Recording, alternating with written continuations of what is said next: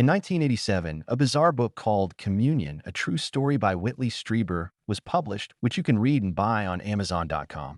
It was a huge success, primarily because Strieber was already known as a writer of horror fiction novels, such as Wolfen, 1978.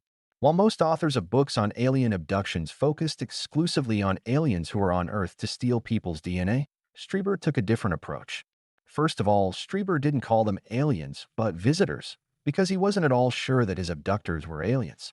Second, as Strieber noted, the visitors had a deep interest in the human soul, that part of us that never dies.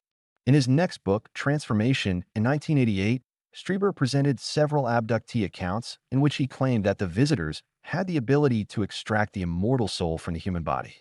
In his books, Strieber recounts how he received a response from the visitors who offered him an explanation for their connection to the soul.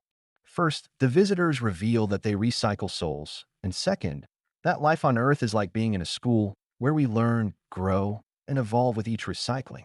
It's a scenario where we can imagine some giant, bizarre factory that continuously sends old souls on a conveyor belt into new bodies. Strieber is not alone in realizing that the alien abduction phenomenon is more complex than we might imagine.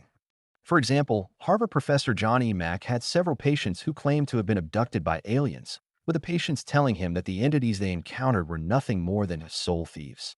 Mack described the story of an alien abductee named Greg. Greg told me that the terror of his encounters with alien beings was so intense that he feared he would be separated from his soul. If I were separated from my soul, he told me, I wouldn't have any sense of existence. I think all my consciousness would go away. I would cease to exist.